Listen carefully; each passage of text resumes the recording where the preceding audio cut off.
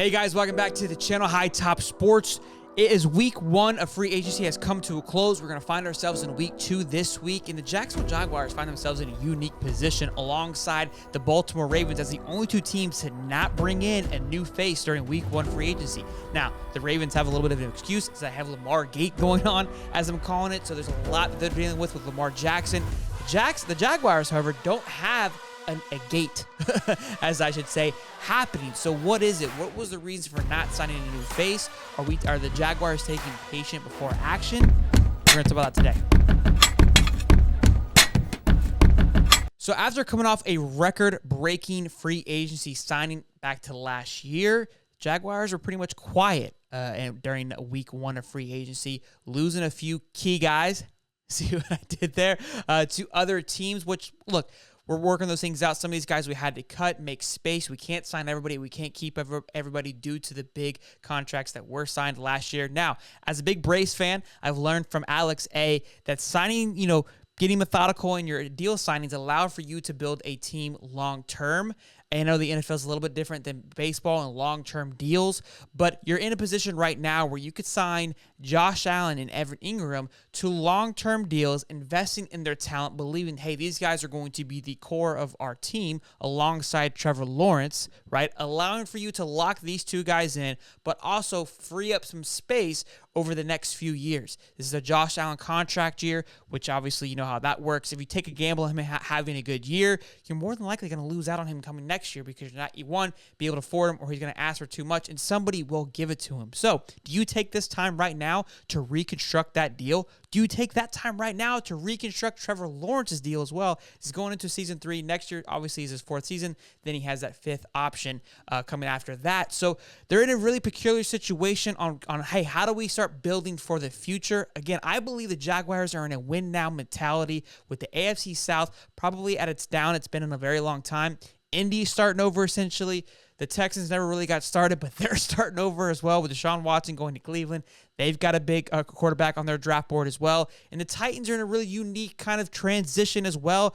You got Derrick Henry that is on the chopping block, on the trade block. So what's going on? Nobody really has a core like the Jaguars do right now. Your focus is how do we beat the Kansas City Chiefs? The big need right now with the focus for the Jaguars, obviously, you've got centers, guards, and cornerbacks, as well as another tight end. That is the big focus that everybody is talking about right now for the Jacksonville Jaguars. Now, I looked at the rankings last year on overall defense and offense. I believe they ranked 12th in both of them. So really, where do you want to add the addition? Losing Griffin, obviously, in cornerback, only played 5 games. So he is going to be a hot commodity. He was a big dump into salary cap, so that is huge for the Jacksonville Jaguars. But where do you go? Do you go sign a cornerback? Do you go sign a guard on free agency? Do you go sign a tight end? I think Schultz is available, right? Do you go spend more money? Or do you take a step back and do you go to the draft? Because look, to be able to build a sustainable team over the long haul is obviously making good decisions in the draft. So you can get cheap players that provide you, right, a successful career for that first stint. Obviously, hopefully you can sign them for longer term deals after that. But where do we go? So let's address each position by need. So we need obviously a tackle, guard, cornerback, tight end. Jonah Williams from the Bengals has just requested to be traded, so that is an option and a possible trade bait for the Jacksonville Jaguars to go after fixing that guard slash tackle position. So let's say that's where to happen. Let's just play hypothetical here, and that was the move. Now I say we should translate into the draft and go from there and see how that functions. Play hypothetical here, and we make the trade for the offensive tackle from the Bengals. We find ourselves now, it's draft day. What are we looking to achieve? So we simulated the draft thus far based on what they feel like should be happening, okay? And I've done this a few times now to see if we were to take a tight end or a cornerback, where do we find ourselves at that second pick, okay? And where I find ourselves is basically the best option is to take a tight end that early on, because a cornerback right now, what we were able to get versus the talent of cornerback we get later on doesn't vary much. However, if we skip out on a tight end, we're going to miss out on either Dalton Kincaid or Darnell Washington.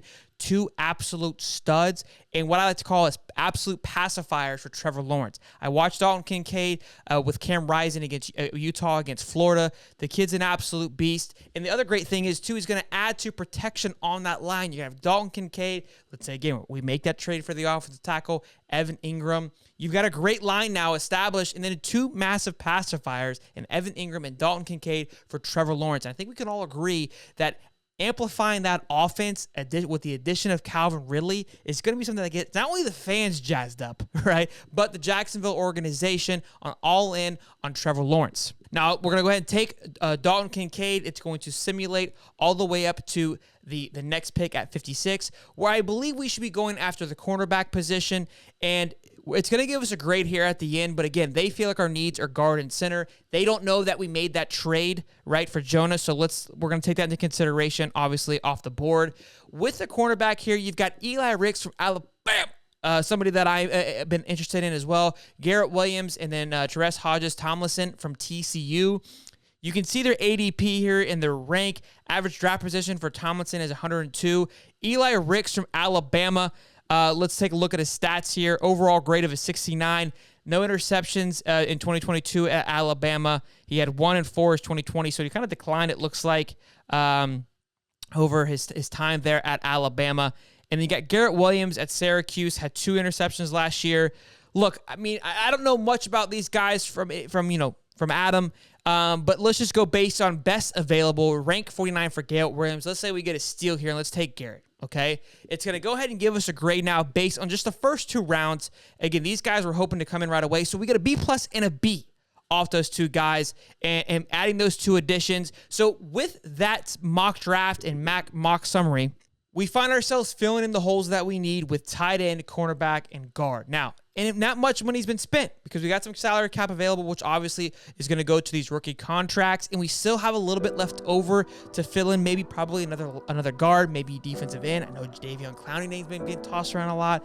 Calais Campbell, bringing him back on a small kind of, a deal. Again, those are all kind of more of hopes and wishes than anything else, but it is something we're going to keep an eye on over the next few weeks before the draft gets here.